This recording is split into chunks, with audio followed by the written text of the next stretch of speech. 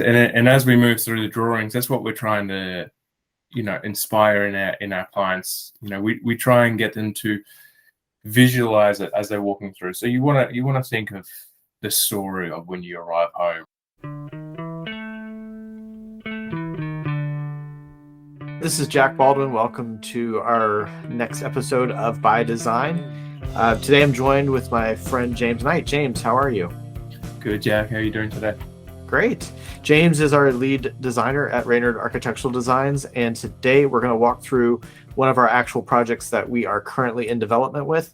We're in the very first phase of this project. It's a family of four locating to a brand new house that they're building south of Atlanta. This is a new construction project that we're looking at. So really excited. It's got some fresh designs that James has been working on. So he's going to walk us through what a typical first concept design looks like. So James, tell us about this family that you're working with. Yeah, thanks, Jack.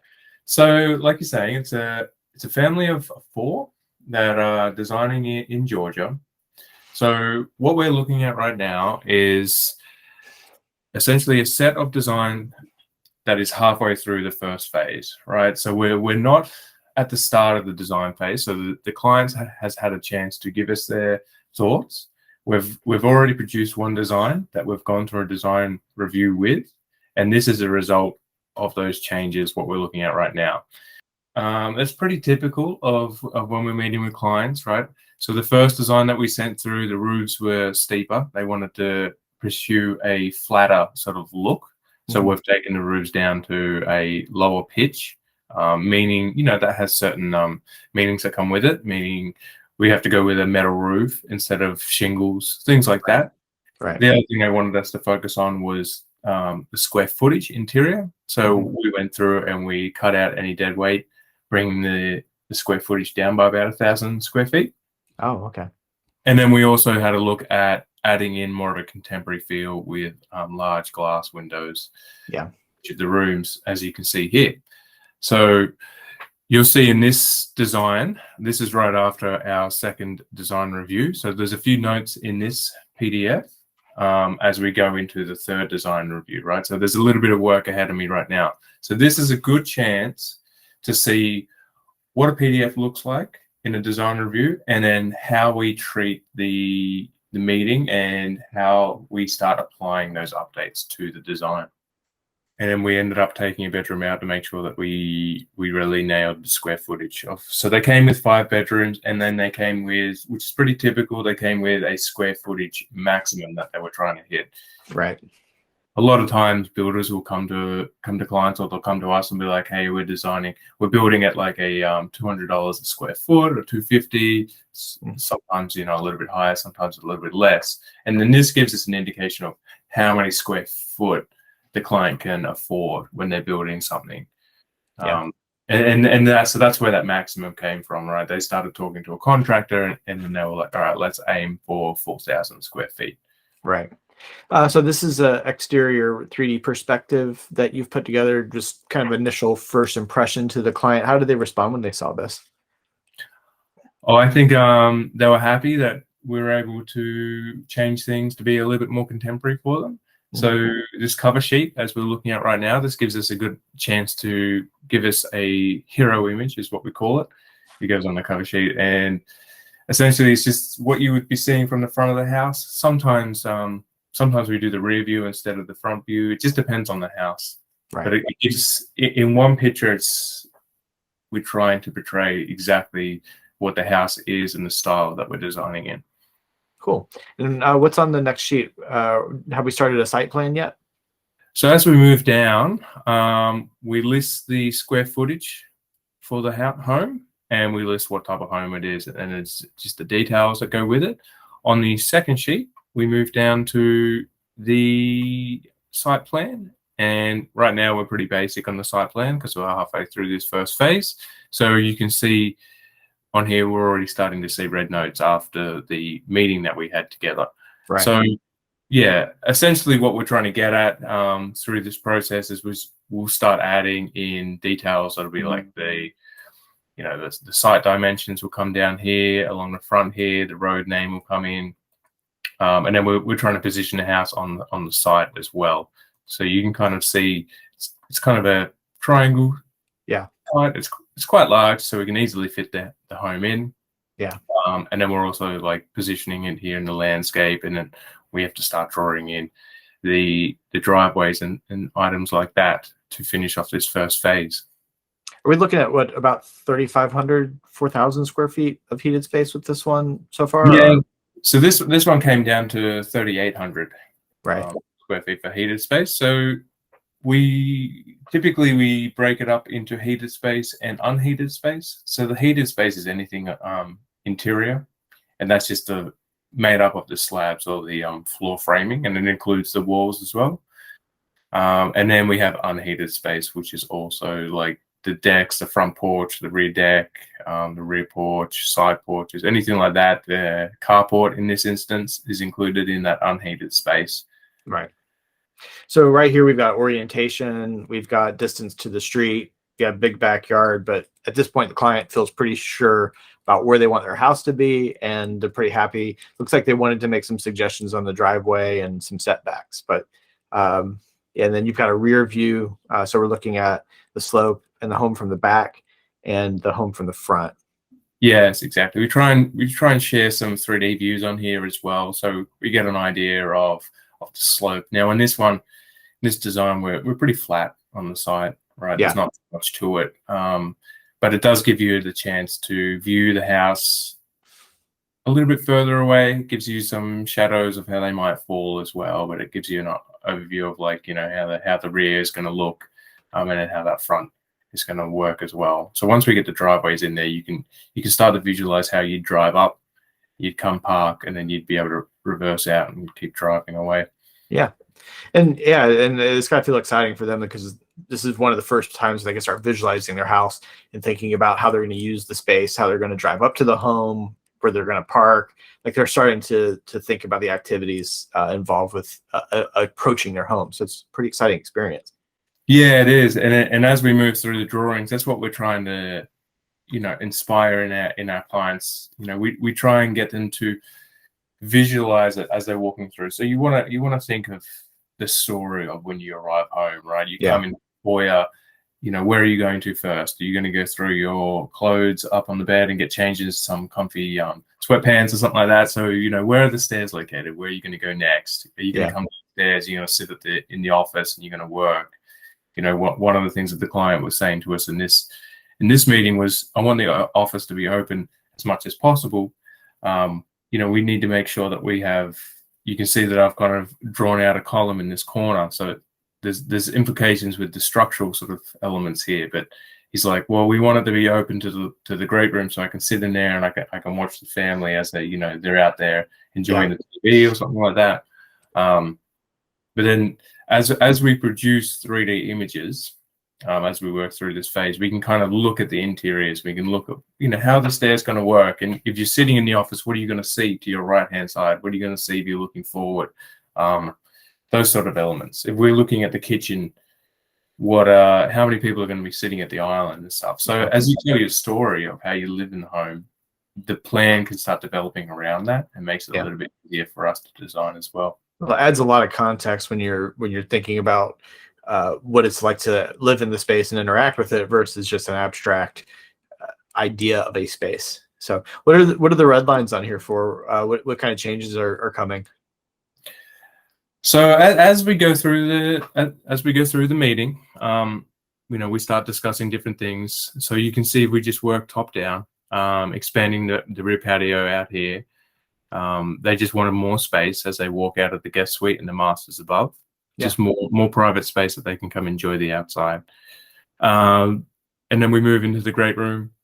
The only changes here is that we're looking at, you know, reducing this sort of area here. They're only looking for a built-in fireplace.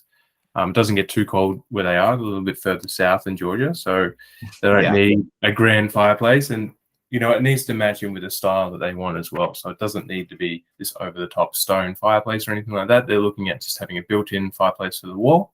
It'll be most likely just be gas direct, so they can just vent it straight outside. So it doesn't need a chimney or anything like that. And then moving down to the foyer, as we were talking about before, just opening up to the office so they can walk straight in, and everything's nice and open. They have views. As soon as they walk in, they have views through the rest of the house. And Yeah. you can instantly see if someone's sitting at the breakfast table from the foyer, and just want to keep it as open as possible at this point. Yeah. I love it. I love how open it is, and I love the maximum amount of light that you're bringing into the house. Yeah. Yeah. What's on the next sheet? What else you got? So as we move down, you can just see there's a couple more red So lines. this is the second floor here. Yeah, so this is the second floor. We have the master above. What was the guest suite below? So this is just adding in windows. So these sort of red lines are pretty typical, right? We kind of narrow it down each time we go through a design meeting, and it's just quick and easy. We can just add a couple of red notes on the PDF as we go, and that way we make sure that we capture everything. Now we're also taking notes in the background, just typing them away, and then we often record these meetings as well with clients. So we're trying not to miss anything as we go through. Now there might be some things that we question and we come back to in the next design review. Yeah. But yeah, as essentially this is a good way just to capture it really easily. It's a little bit messy, absolutely fine. It doesn't kind of bother us, sort of thing. We go through and we apply these updates, and that's when it all gets straightened out, and certain things work and certain things don't. Cool. So you got two floor plan sheets, the bottom floor and the top floor. Minor changes that need to be made upon their request. You'll get those done and submitted back to them, and assuming that they're like, yeah, this is the concept that we want, we don't really have any major design changes, then they'll start going into the architectural detailing. Absolutely. Yeah, so we had a conversation with the client during this one. So there's certain elements that may come up in the design process. So one of the big questions is, when can I give these to my builder? Right. The other questions that comes up is, I'm getting a building loan or a construction loan. Yep. How much do I need to show to the bank? So typically at the end of the first phase, that's when you can start engaging these sort of entities, right? So we're getting this to a level that they can take it to the bank. They can get a loan out on it. They can also give this over to their builder and be like, hey, this is the way we're moving, right? So they can talk to the builder, they can talk to the bank, they can talk to subcontractors, whoever they need to start getting figures in to make sure that the bank loan matches up with the design, matches up with the contractor, and everything's coming together. There's other elements that come into it as well. The good thing about our service is that we have engineering already included. Right. And then in a lot of cases, we're covering all the interiors and things like that. So this allows a little bit of a safety net for the client because they don't have to worry about engineering, right? So we're already building that into it. So the structural and things like that, you're not having to hunt for an engineer, right, to make it work, and then that changes the design, because things could change as, well, the windows are too big, sort of thing, or, we need some structure here, so this needs to be updated. But if we already have the engineer on board, we're able just to look at it. We know what works. We know what they're already saying. So we don't have to come back and do too many design changes, which then, if we were doing design changes later on, that may affect the contractor's price, that may affect the bank loan. So we're trying to keep it all as smooth as possible. So these design changes move us towards the end of phase one, which is the design phase. And that gets us ready for, taking this to those different entities so they can get it quoted out.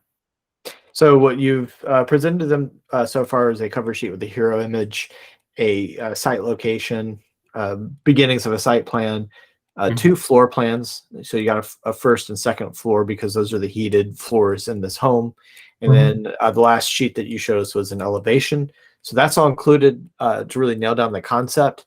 What we're looking for next would be building sections, more architectural details, contractor notes, the window and door schedule. What else is going to go into those details as the next phase starts and you get those all fleshed out? Oh, absolutely. So one of the last things I'll add to the design phase is we'll end up breaking down each of the rooms and giving us a 3D perspective of like a kitchen sort of thing, and then we'll have internal elevations. Yeah. And all that'll be part of the design phase. So that'll be ready for before sending over to the contractor and the banks as well. In the second phase, what we like to do is we like to have an end meeting for phase 1 and then a starting meeting for phase 2. Yeah.